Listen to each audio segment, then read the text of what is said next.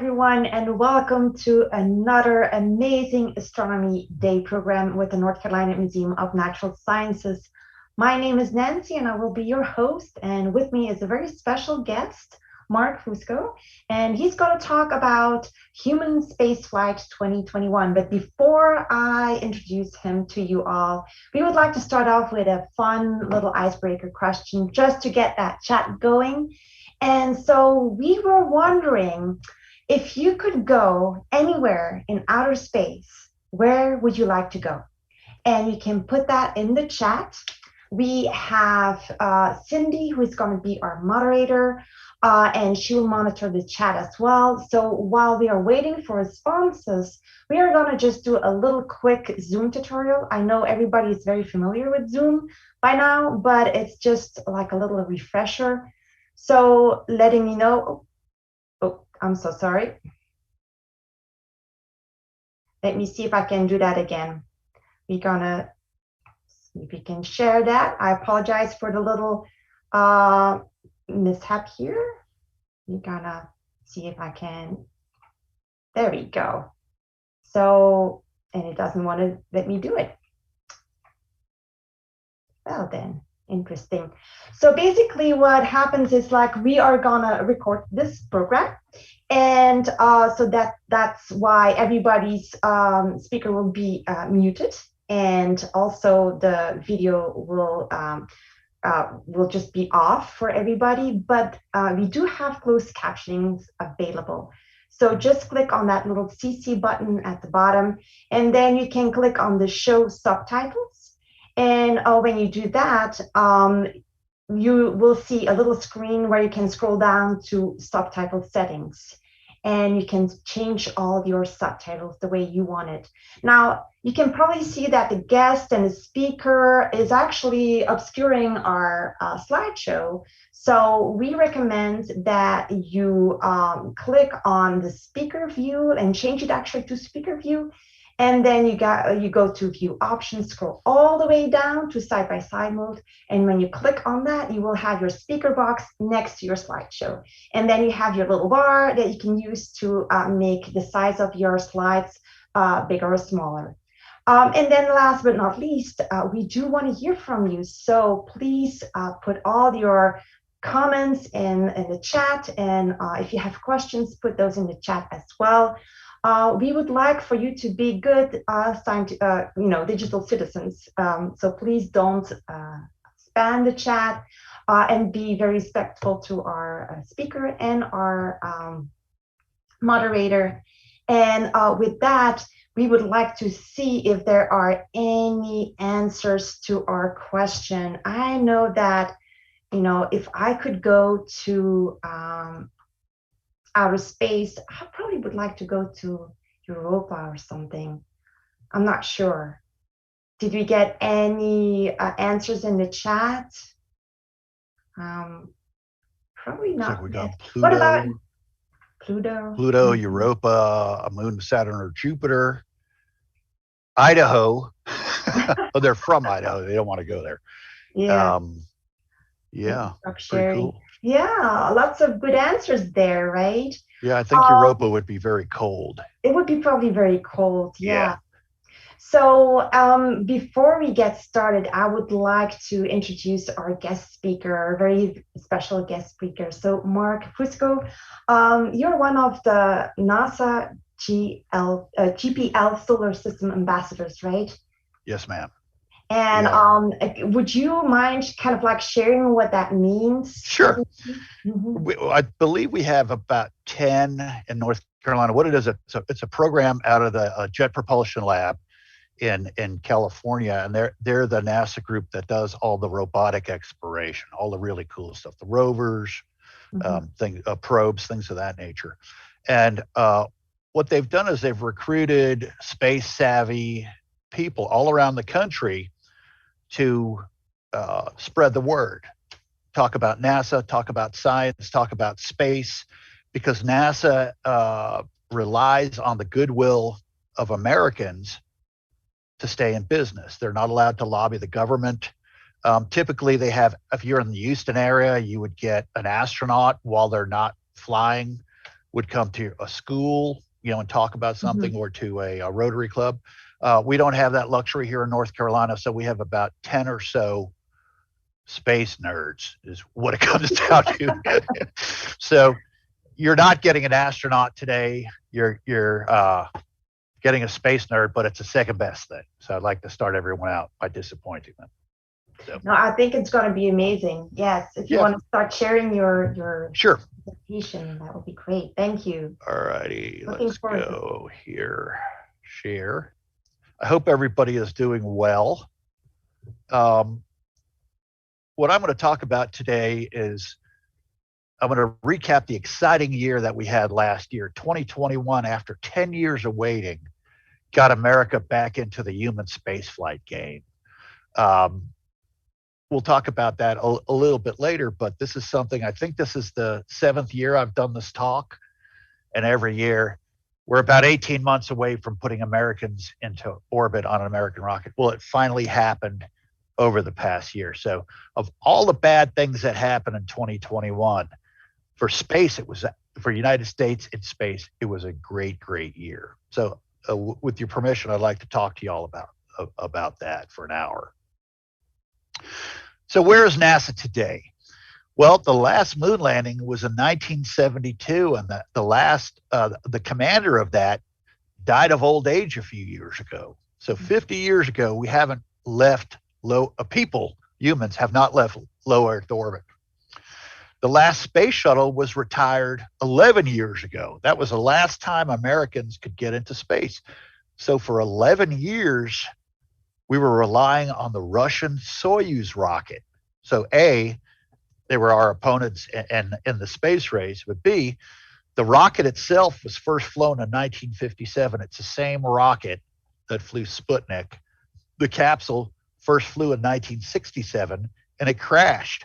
So that's what we were relying on for the past 10 years to get into orbit, But last year in 2021, after decades of very hard work, NASA finally got its own ride into space. And I can stop complaining about it finally. It really bothered me. I've been a space nerd since I was a kid. The fact that we can put our own people up on our own rockets and we don't have to pay the Russian Space Agency $75 million for a seat on a Soyuz really helps NASA financially, but it also helps us as far as popularizing space and also conducting the science. So we're in a good place finally. We're out of the wilderness, let's say. But where are we going? Well, right now we have one destination in low Earth orbit, and that's the International Space Station. And that was built over the course from 1998. The first Russian module went up, and it was completed in 2011. It took over 40 flights, I believe 43 shuttle flights to build. And they put it together like a giant Lego set. And they reconfigured it over and over until finally it's in its mature phase that you see here. Oops. There we go. Let me go back. It's in its mature phase that you see here. So it typically carries a crew of 6. We recently had 13 people up there at once. It's cavernous. It's 30,000 cubic feet. So it's about 10 houses, pressurized. So that's where people go. It has 15 pressurized modules, weighs over 1 million pounds, cost over $150 billion to build. So Mark, yes. Jasper was asking, is that the Van Braun space station? Is it the Von Braun?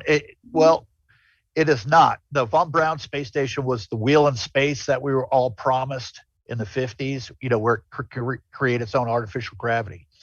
Now, interestingly enough, when Von Braun was plotting out how he saw humanity, eventually, going into space, and he predicted the order that it would happen: put an object into space, put people in space, go to the moon, build a moon base, build a shuttle, and then go to Mars. So we kind of did them. We built the shuttle first before we had a space station, but we're kind of following his paradigm, although it's a little bit out of step.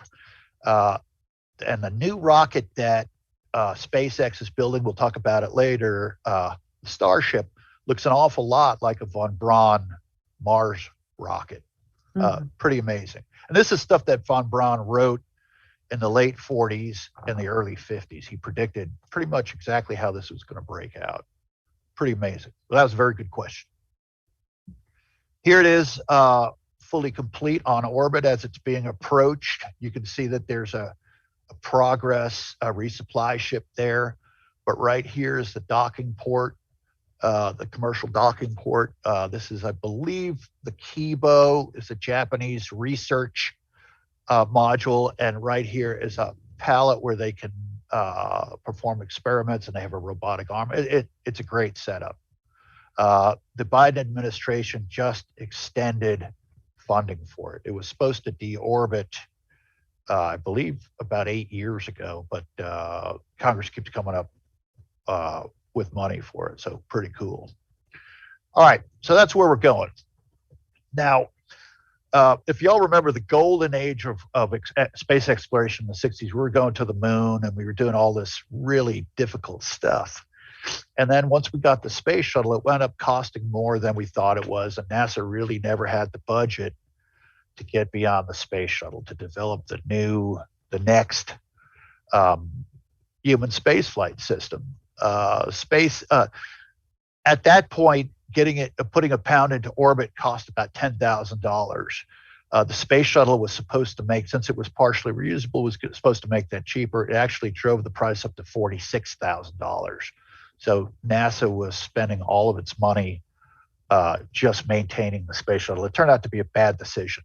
Great machine, it was a political decision. Any case. In 2005, NASA appointed I guess it was President Bush appointed Mike Griffin as the new NASA administrator.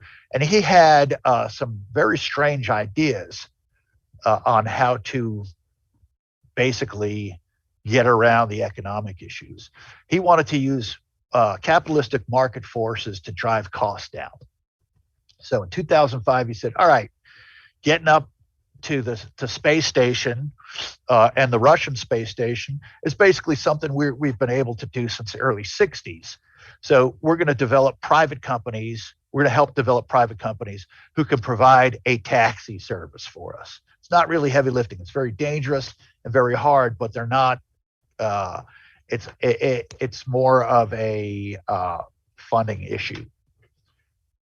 That would free NASA up to concentrate on space exploration, like in the early 60s and 70s, going to the moon, going to Mars, all that. And remember, once we put the space shuttle in place in 1981, humans never left low Earth orbit for 30 years, and we still haven't.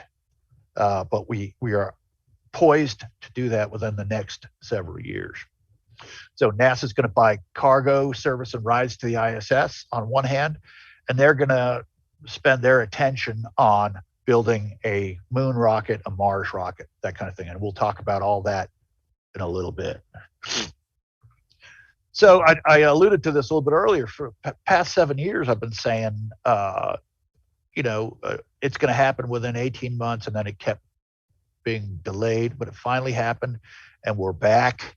And we are a spacefaring country. And not only that, we once again have the best, most robust, and most capable space systems. We will have 3 systems by the end of next year that can take us into space. And that's triple redundancy. That way, if we have an accident or a problem with a capsule, it doesn't ground us for 18 months, which is typically what happens. So we can keep it going even if something bad happens. So SpaceX is one of those companies that has been working with the government to develop a launch capability. And this is their rocket, the Falcon 9 launch vehicle. It's had 136 launches with only one failure. They've had a partial failure, but they still got the primary the primary payload into orbit. So there was one failure, and I was there I watched it, 28 miles up, the rocket exploded. It was glorious. We talked about this a little bit earlier before we went on the air. Engineers will tell you that losing a rocket, you learn a lot more about that rocket than if it works perfectly every time. You occasionally want things to go wrong. That's how you learn. What we want to happen is for it to go wrong without people on it. So it's a different animal altogether when you're carrying people. You need triple redundant systems. It's a different thing altogether. But this rocket has basically changed the world launch market. It costs about $60 million, to buy the rocket. Before that, if you wanted to use an American rocket, you had to use an Atlas V, which, depending on the configuration, was anywhere from $200 to $350 million. So you get a rocket that's just as capable for $60 million. A lot more people can afford to do business in space. So right now, there are about 2,000 companies that are doing this business in space. And SpaceX, this rocket, the Falcon 9, is getting most of the contracts to do that. It's got 9 engines in the first stage, 1 in the second. Here's where this is a game changer. The first stage, this stage right here, has the engines. The engines are the most expensive part. But, excuse me, the first stage is 100% reusable. So every rocket that was ever launched in history before SpaceX Falcon 9, the first stage was dumped into a body of water and lost forever, no matter what kind of rocket it is. So think about this. If you were going to fly down to Florida and the jetliner that you were on was thrown away after one flight, how expensive would your tickets be? That was a problem we had with commercial spaceflight, putting things into orbit. Falcon is 100% reusable. They bring this first stage back, and I'll show you photos of it. They turn it around after it stages. The second stage goes off. First stage is turned around and land either on a robotic barge out in the ocean, and it has legs that come out. It's very cool. Most of you have probably seen this if you're watching this presentation. Or they turn it around, which is really cool, and bring it back and land it right near where it took off at Kennedy Space Center. So far, since the recovering of the first stage moved out of the testing phase, they've brought back 97 first stages out of 103. And some first stages have flown over 10 times so far with minimal reconditioning when you compare it to the space shuttle. So this changed the entire game. So that's $60 million. If you consent to using a SpaceX rocket that has a previously flown first stage, they may knock 10 or $15 million off that price. It's amazing. Yeah. The fairings that cover, say, if they're putting a probe up or a satellite, the 2 fairings that come off, they catch them now. They have they have computer operated ships with giant nets that catch the fairings. And they're not as good as returning the first stage, but they're working on it. Eventually, they'd like to bring the second stage back. So this is not a 100% reusable rocket, but it's a 100% reusable first stage. And again, when I was in space school 10 years ago, they said that this would be impossible, but we've all watched it 97 times now. And this is the capsule that they use. It's the Crew Dragon capsule. Originally, it was the Dragon version 2.0. The first one being a cargo capsule. This one can carry up to 7 people, and it is capable of a powered landing. Rather than coming down on a parachute, it can fire its engines, these engines here, which it also uses for as an escape tower if there's an emergency. They could fire those and literally land anywhere. If they wanted to land in NASA's parking lot, they could. NASA, however, will not allow this. They said it's adding too much risk to the profile, so you have to land under a chute if you're doing a launch for NASA.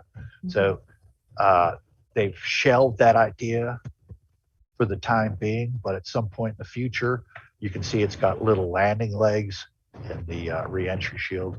That will be a possibility. So here are some photos. Up top left, you have the Crew Dragon approaching the ISS, and its nose opens up, and there's a docking ring right there. You can see here, this is when they were testing the abort system, but that's basically how the capsule would land under a powered landing. And you can see basically over here how large it is compared to people and what the new spacesuit looks like. Now, this spacesuit is, don't compare it to an Apollo EVA suit. This is an IVA suit. This is for intra-vehicular activity. You're never going to leave the confines of the capsule. This is just to protect you against a sudden depressurization. There's no shielding from micrometeoroids or radiation or any other things that you get with a suit that you use for spacewalk or a moonwalk. But it's very cool looking. Well, one thing you have to hand it to SpaceX is their stuff looks cool. It's a lot like Apple.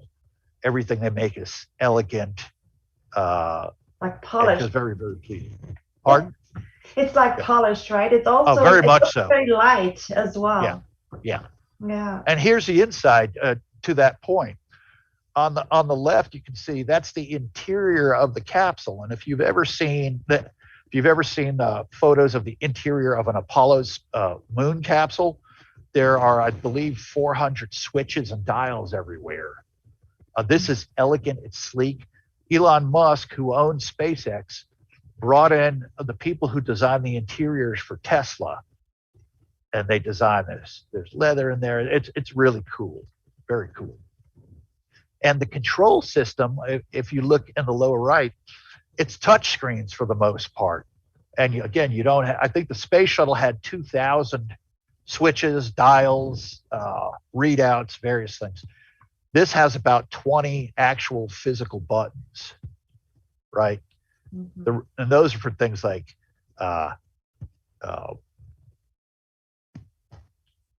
abort, to turn the engines off, things that are of critical nature. You have a physical button. Everything else, it's like using an iPad. They can call up whatever reading, depending on the stage of the launch or landing or flight. The most important information is automatically provided to the astronauts at their fingertips so they can make proper decisions. Very, very cool. Here's what it looks like. This is a time-elapse photo, a SpaceX rocket taking off, and then about 6 or 7 minutes later, coming back and the first stage coming back and landing at the same complex. It is amazing. This is what it looks like when the first stage is landing on the left. Those legs open up and it lands. And I wanted to include this on the right for scale. Here are some people in orange right there. And there's it looks like a truck, a pickup truck with a back on it there. You can see just how big it is. It's in the ballpark of an 18 or 20-story building coming in. That makes a sonic boom. The whole thing is glorious. So, Mark, yes. How many? I'm so sorry. How many legs does it have? Does it have like 3 or 4? It's got 4. It's got 4. Okay. 4 is a lot more stable. 5 would make it even more stable. But what they're doing is they're trying to balance the weight versus the stability, right? Okay. If they could do it with 2, ideally that's better because they would weigh less. But they're folded up. Let me see. Oh, they're folded up when it takes off. And you can see this one has been flown already. This one's been flown already because of scorch marks. You can see right here where the landing legs were folded up until the very end, right? So they're still clean in it. And they'll launch, if it's been flown before, they clean some of it off, but they look like they're very dirty. It's very cool. This is the flight. This is on May 30th, 2020, astronaut Doug Hurley and Bob Behnken flew the Demo 2 flight on a 64-day mission to the ISS. This was the shakedown mission. Everything performed spectacularly, and America was back in the space business. You can see here it is launching at Kennedy. Everything is very cool. There they are on orbit there on the right below that. This is them docking with the space station. And then interesting, when Apollo and Gemini and Mercury, or Gemini and Mercury flights were launching in the 60s, we would have basically a carrier group, an aircraft carrier and its support ships out in the Pacific or Atlantic to recover it. Now they just have a little barge that SpaceX owns. They don't use the Navy at all, and everything is done by computers. So what this right here is a crane, and it picks up the capsule and puts it on that cradle right there. So it's all very self-contained. Now, since the Demo 2 mission, SpaceX has flown 4 successful human spaceflight missions. The Crew 1 mission from November 16th to May 2nd. So they were up for 6 months. So the entire time they're on the space station, on the ISS, the Dragon is docked there. So that was the longest space flight for any U.S. vehicle. Before that, the longest we had ever spent was we had 3 months on the Skylab 4 mission. They had a vehicle, the people stayed up for 3 months. So we've had Soyuz stay up for 6 months, but not an American vehicle. So now we have the same stay capability as the Soyuz, but it's a lot more reliable rocket and capsule. The second flight, the Crew 2 flight, they use it. It's notable because they reused the capsule from the Demo 2 flight, and they reused the first stage boost. The first time people have ever been sent up on a previously flown capsule. So that was news making. Then the Inspiration 4 flight. This they got a lot of press last September. What this was is this gentleman Isaacman made a fortune on the internet with an online payment company, and he paid for the rocket. I think he paid $250 million for the mission. NASA typically charges, I think, $115 to send 4 people up, but for this, they charge him $250 million. So Isaac was a software development. Proctor is a poet. Arsenault is a leukemia survivor. And Sombrowski was a gentleman. He's also a software developer who won a contest. And it was the first all civilian mission. There was not one astronaut, NASA astronaut, running it, anything. And it was privately funded, as I said. Now, the cool thing is, because they were not going to the space station, they pulled the docking system out of the nose of the capsule and replaced it with a transparent dome. So typically you've never, and it's the biggest window ever in space. Typically you never have more than a porthole size, because that's a weakness in the hull of the ship. They put this beautiful dome up, and I'll show you photos of what it looked like. So it was like having a bay window in the front of your house to look at nature. Pretty amazing stuff. The Crew 3 mission brought up 4 astronauts, and they're currently at the International Space Station right now. So you can see in the top left, these are from cameras on the outside of the capsule, taking pictures of the civilian astronauts poking their head up into that window. And apparently you could see not only all the stars, but when you're in space and you look out, you can get a sense of the vast depth of space. So apparently it's life-changing. On the right is the launch. The left is the recovery on the ocean. And on the lower right, you can see the astronauts during a press conference. That they did a lot of citizen science up there, but it was basically, somebody very wealthy paid for this privilege. One thing I like to point out is almost every picture that you see of someone in space, they will have a face-breaking smile on there, because apparently when you're weightless, feels how your stomach would tickle when you're a kid on a swing set or on a trampoline. You have that 24/7. So it's a very pleasant feeling. Okay. Oops. Now this is the best part. We can get people into space, and that's wonderful, and that's to get people to the space station and back. But Elon Musk in the past year has been working on this new space system called the Starship. And what it is, it's a two-piece, 100% reusable system that will, so this top part here can carry 100 people into low Earth orbit, 100 people with rooms to sleep in, the whole thing. Amazing. And it's launched on this Super Heavy on the right there, that booster. So the Super Heavy is 240 feet tall. It uses 37 methane fueled Raptor engines at the bottom. It returns to the launch site. It doesn't have landing legs. It's going to be caught by two arms on the launch tower that they refer to as chopsticks. So it's going to catch it right out of the air. Normally, I would say this is crazy, but I've seen them. Everything they say they do, they do.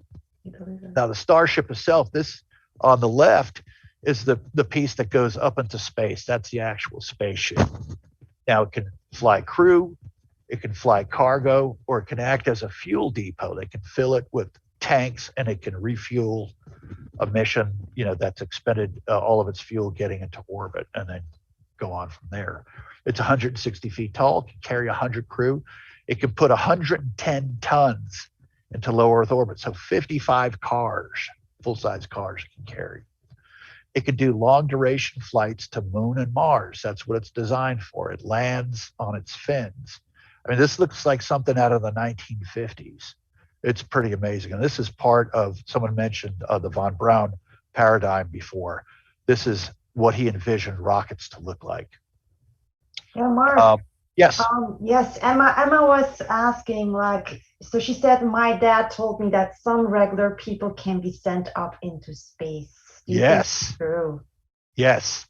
Now this, if you're, most people who go into space are going to go into space on this. You'll buy a ticket the same way that you buy a ticket on an airliner. What they're doing is they've crunched numbers on this. They think that it will cost $2 million per launch. So basically, we're talking fuel and the support crew's time.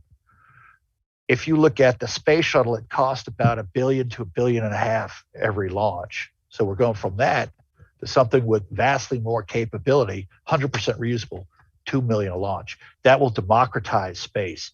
Everybody will be able to go if they want. So it's got 6 Raptor engines at the bottom. It returns to the launch site and it lands on its landing pads. This is amazing. Now, you think that it's crazy talk, maybe. This is what it'll look like fully stacked on the launch pad on the left. Up top, that's its staging. The Super Heavy booster is it's disconnected and it's firing its cold jets, just like the first stage of Falcon 9 does. And it's getting ready to turn around and fly back to Texas is where it's being launched. I haven't mentioned that yet. So it's not being launched from Florida. Eventually they will, but right now it's being tested in Texas on the coast. And then in the center low picture, that's how it's going to re-enter. It's going to it's one of its larger cross sections first, the way that the space shuttle did. It will come in. It's got tiles on the bottom like the space shuttle. Then it will right itself a couple hundred feet up and come down tail first. And I'll show you a video of the test of that. And on the right, you can see that's what it looked like as it's ascending up into orbit. And these are all artist renditions because it has not flown in this configuration yet. Now, so the Starship has been testing for the past year. And if you're interested in this, there's a place called NASA Spaceflight, a website. They have live cameras down in Boca Chica, Texas, that will show you engine testing, what they're building, that when they're stacking stuff. And there's a little micro economy built around that that launch area, which has now been dubbed Starbase. So there's another guy, everyday astronaut, who built a TV studio down there. So if you are interested, all this stuff's on the internet. They probably have a live camera right now showing what's going on. So they bought a lot of cheap land and a place where they can launch east. You have to launch east to take advantage of the Earth's rotation. And they're getting ready to launch the Starship on top of the Super Heavy in March of this year. It's going to go into orbit. Unbelievable. So in about a year since they built the first Starship, they're going to have this thing in space. NASA has never done anything that quickly. It took them about 7 years to get to the moon from scratch. This is amazing. So that's one of the differences between a government program and a privately funded program. You can go at your own pace, and that's what Elon Musk is doing. He has a vision for the future. So one thing you can see here, I'd like to point out, this is the launch tower after it's been stacked. You can see right here, those are two pincers, like they call them the chopsticks. That's what's going to catch that big rocket as it comes back. And here's the actual stand that it's going to sit on. Excuse me. This thing fully stacked is 400 feet tall. The Saturn V moon rocket was 363 feet tall. So it's going to be bigger. It's got 37 of the most powerful engines ever built on the bottom.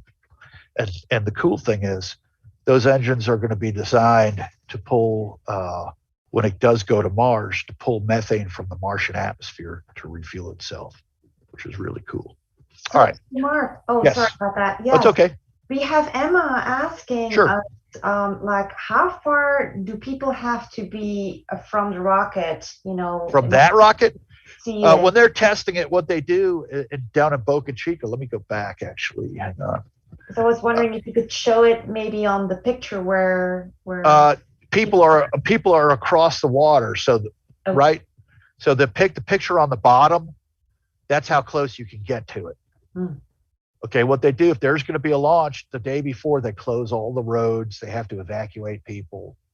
But the people who live there love it because it's revitalized their economy, and it's going to be a spaceport.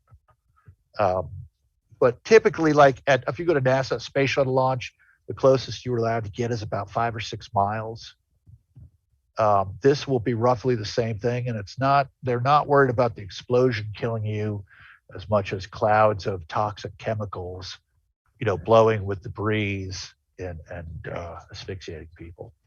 So this one, I think you can get within about 4 or 5 miles. Again, Emma, if you want to go to Everyday Astronaut, his website, he's got great. He built a studio pretty close, and you'll get a sense of just how close they are. Mm-hmm. All right, so I'd like to show you now a picture of the first time they got Starship to land. So bear with me, please. All right, can you all see that? Yes, we can. Hopefully, let me do this here. Share the sound, okay. All right, here we go. Now, this is 1/2 speed. So this is in slow motion. So I'll run it first in slow motion. And there you go. You can see it's coming down on its side. And it's an onboard camera, and there the engines are getting ready to fire. Can we have ignition? Look at that. Starship heading back to the landing It's zone. 160 feet tall.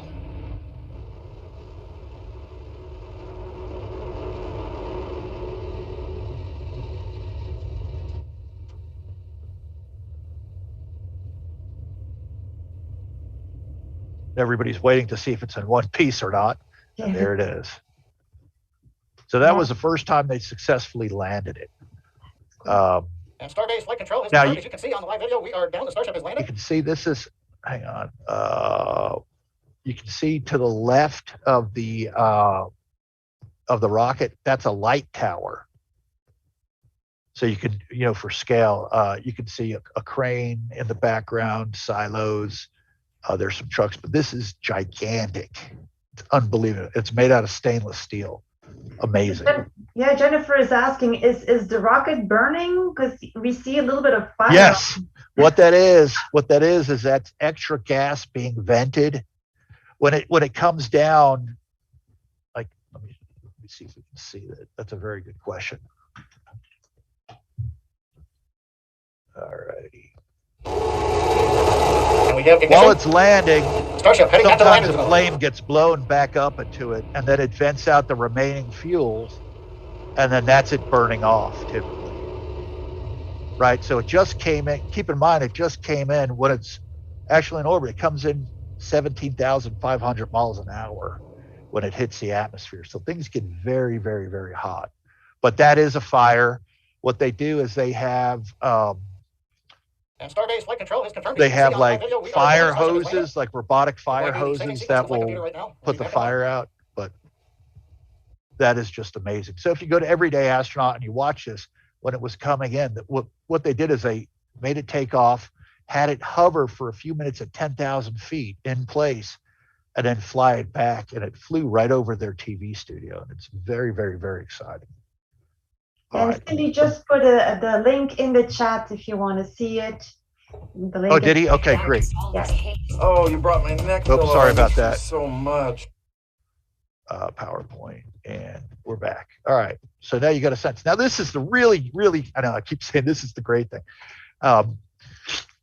NASA had a contest. The plan was to get back to the moon by 2024, and they have a rocket. They have astronauts. They have a capsule, which we'll talk about in a sec, but they didn't have a lunar lander. And they put a bid out, and 3 companies responded. The traditional aerospace, Boeing, Lockheed Martin, companies like that, working with Blue Origin, which is Amazon's Jeff Bezos owns that, built, they had what was expected to be the winner. And I'll show you that in a little bit. Another smaller company named Dynetics had a really good bid.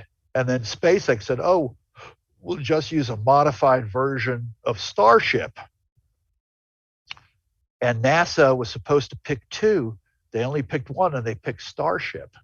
So Starship's going to be the lander that they're going to go back to, land on the Artemis 3 mission, either in 2024 or 2025. It's going to be on this. So Jeff Bezos, at that point, the richest guy on the planet, getting beaten out by his arch enemy, Elon Musk, who, by the way, is now the richest guy on the planet. His rival got the bid, so Bezos decided that he was going to sue NASA. He sued NASA and he lost. And now NASA is very, very angry at him. So it's created a lot of ill will. Right after that, Blue Origin had a bunch of people leave their company to go to other space companies. So had a little bit of a brain drain going on. So that set them back. Any case, this is how we're going to go to the moon. And the first person that will step foot on the moon will be a woman. They've already decided that. So that's pretty cool. All right. When NASA decided to develop that capability for commercial human spaceflight, they picked SpaceX, who at that time had not ever done that, and they decided they wanted to pick another person for another organization for redundancy. So they picked Boeing, who built the space shuttle and have been in space since day one.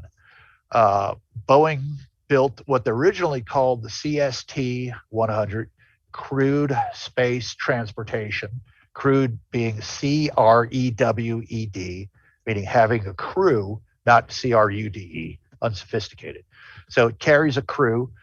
They decided that CST-100 isn't a catchy name, so they changed it to Starliner. So we have Starship, Starliner, and Dragon now. It's launched on an Atlas launch vehicle, which they own. It could carry a crew up to 5, but it could only go into low Earth orbit. It can't go to Mars or the moon the way that the SpaceX Dragon or Starship could. And that's because of the reentry shield. Okay. When you come back from being in low Earth orbit, you're going 17,500 miles an hour.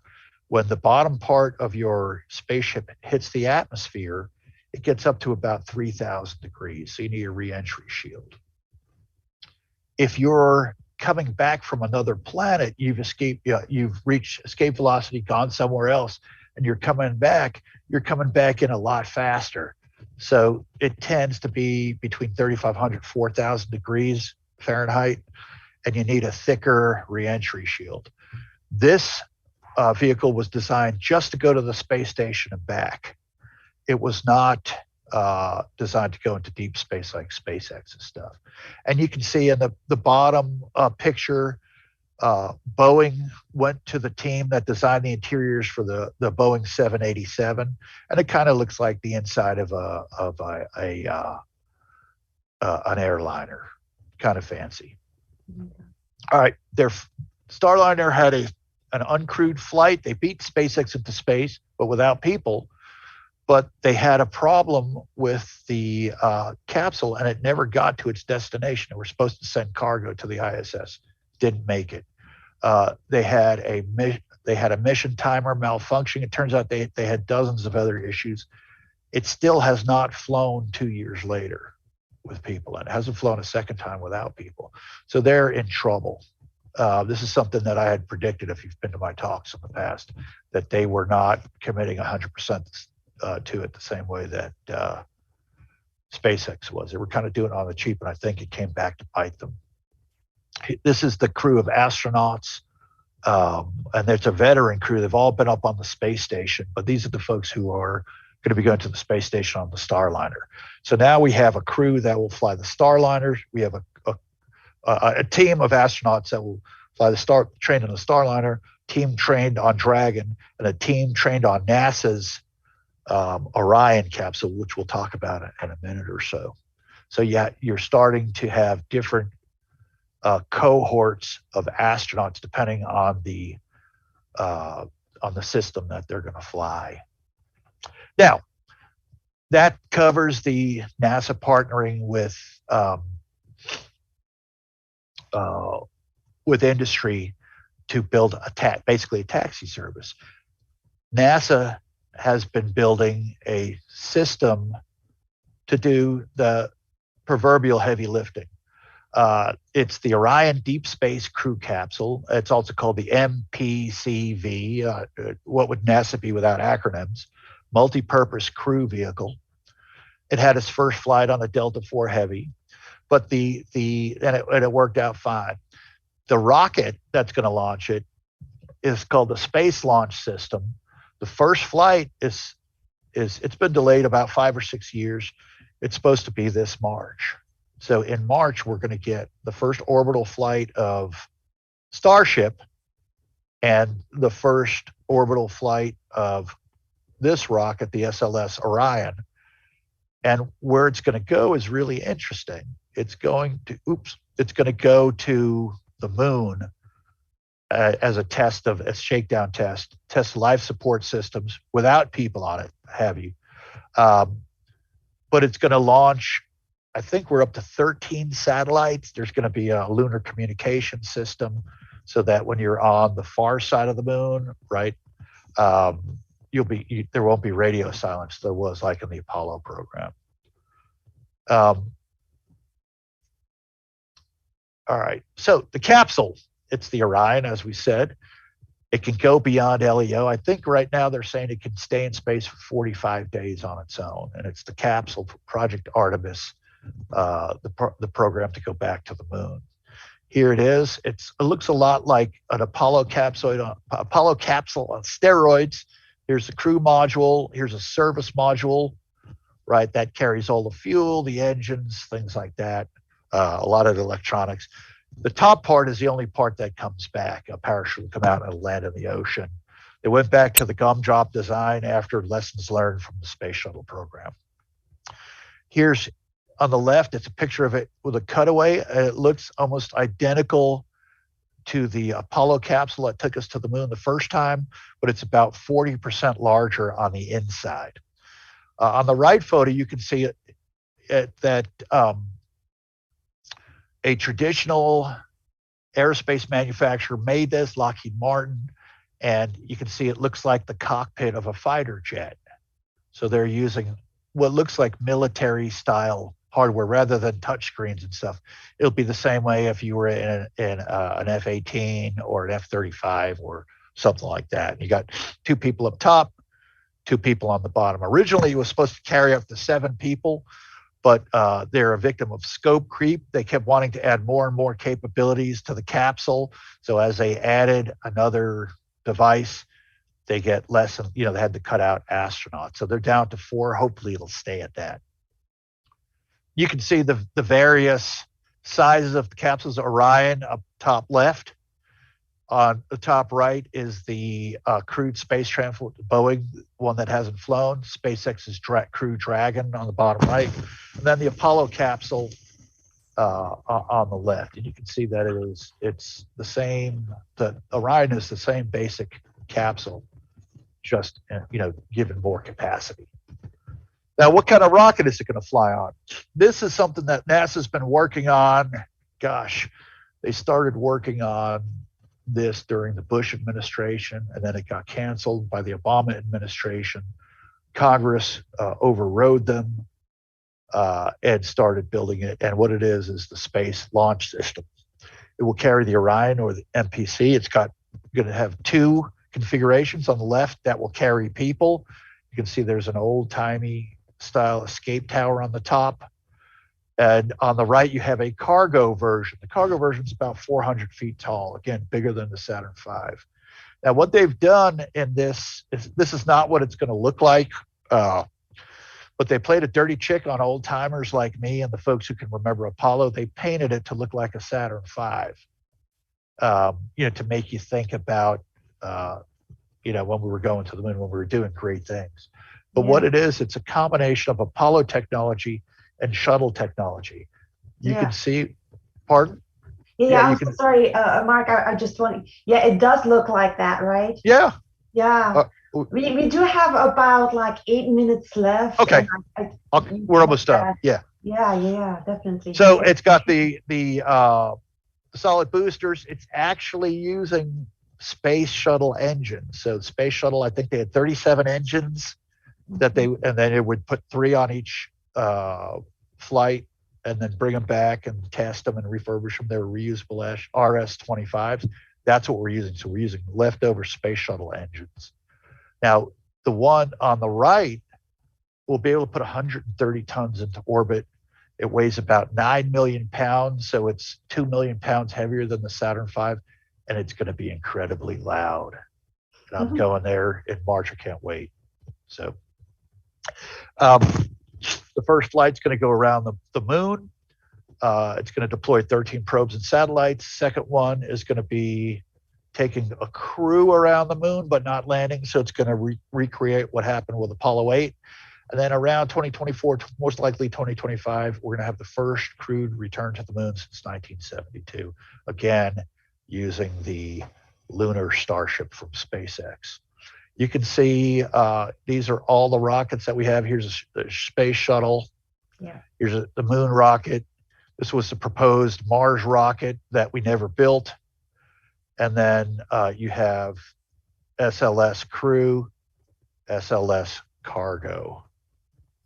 It's interesting how it goes from like small to bigger. Yes. Yeah. And the bigger it is, the more dangerous it's going to be. But the fewer flights you have if you're putting cargo up. So there's a trade-off. Lunar Gateway. This is a small space station that we're putting in orbit around the moon. It's going to be close to the moon, 900 miles, farthest 43,000 miles. It has a highly elliptical orbit. It's going to be a way station when you're going to the moon. So that way you can have people on there. It's 4,500 cubic feet, so it's significantly smaller than the ISS, our space station circling the Earth. But what this is going to be, it's going to be a lunar station, and it's going to have landers on the station. So you will take a capsule from the Earth to the lunar gateway. You don't have to bring a lunar lander with you. All you have to do is bring the people and the supplies. Then when you dock with the lunar gateway, you will take a lander down from that, then back up. So the landers will stay in lunar orbit. So it simplifies things a lot. And you can see that's what it's going to look like. There's an Orion stuck to it. And these are portals. Here's a resupply capsule, but these are portals for the landers. So that's actually going to be going up in 2 years. Suborbital companies. These are the small companies that you've seen on the news. Unfortunately, the news doesn't make a differentiation between just going up to the edge of space and going into orbit. Going into orbit is several orders of magnitude more difficult. But Jeff Bezos started a space company. He's got this rocket called the New Shepard. It goes up, straight up to the edge of space. Then you come down by parachute. It's for space tourism. It costs about $250,000. He paid for it out of his pocket. He puts $1 billion in every year to the company. And it actually flew 3 times with a crew this year. You can see the upper left, the first flight. That's Jeff Bezos up there. Here's the second flight with William Shatner, Captain Kirk looking out the window. Here's it launching. And then here, this was a really cool moment. So Shatner's an actor. He has the heart of an artist. It's the first time we sent anybody like that up. He came back and he was waxing about, like the whole human element, what it was like. And Jeff Bezos is a business guy. He doesn't understand any of that. And he just covered William Shatner with champagne. I mean, it was really, really funny. So I would recommend looking at that. Here's Blue Origin's bid to land on the moon. Their lander that was beaten by SpaceX. They build the bottom part, and then you put a top part. You can put cargo, you put people on it.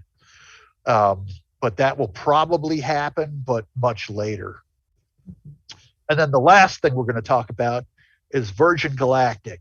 They've been working on this for 10 years. It's a space plane. It's a bigger version of Spaceship One, the first in 2006. It was the first private spacecraft to cross the line into space, 62 miles into space. Richard Branson from Virgin Records, Virgin Airlines, he developed Virgin Galactic. He worked with Burt Rutan, the engineer, and they built it, and they launched it the way you would have launched a space plane in the 60s. They built a giant plane to carry it. They take it up, I think, to about 40,000 feet, drop it, fire the engine. And it's a 45-minute flight. All in all, you get about 3 to 5 minutes of weightlessness. And there's Richard Branson, a billionaire, giggling like a little kid flying around. That must be so much fun, right? To kind of like be Very weightless. much fun. Yep. So it's $250,000 for flight. And I put an asterisk there because they're also selling, if you want to fly on a flight with Leonardo DiCaprio, it's going to be $1 million. Yeah, so I can imagine. That's a special one. Oh my goodness. No. Yeah. That being said, it was a banner year for U.S. human spaceflight. I'm a very happy man. I've waited since 1972 for this. It's here, and I'm happy to report that things are going great. It's fascinating, right? And just the progress, just amazing. I'm just so looking forward to the launch in March. Yep. So in March, there's going to be 2 big launches.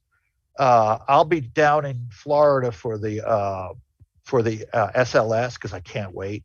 Because I missed the Saturn V. I was a little kid. And then in Texas, they're going to be launching the Starship in its first orbital test. If you are interested in having one of the NASA ambassadors come to your school, do a talk, either in person or by video with your group, we do Rotary talks at lunch. We go to schools. We do things like this. We are your resource. We work for you. So that is my contact information. I have a very strange email address, furiousvole@gmail.com, and that's my personal phone number. I hope that doesn't wind up in a wall somewhere in a bathroom. But if you want to contact me, I'd love to come to your school, talk to your kids, whatever. I love talking about space. And, that is so awesome. Hopefully you so enjoyed much, Mark. this presentation. Do we have time for any questions? Well, unfortunately, we're running out of time. Okay. But it was so fascinating, and thank you so much for this really interesting presentation. I really enjoyed it, and I know I saw the chat, and there was a lot of like cool and wow. So everybody, yeah. and everybody said thank you. So yes, definitely. Yeah. So first of all, thank you, Mark, for doing this presentation. Thank you, everybody, for joining us today. I also want to thank our sponsors, the North Carolina Space Grant and Pepsi, and of course, our members, because without the support of the grants and our members, we wouldn't be able to do these special events just like this, right? So if you want to become a member, please go to our website, and then you can just go to North Carolina Museum of Natural Sciences /membership, and you can also get t-shirt and all the information. I believe Cindy has put that in the chat, so you can definitely click on that. We have more programs scheduled for you throughout the week until Sunday, and Cindy also posted that in the chat because you do have to register for those.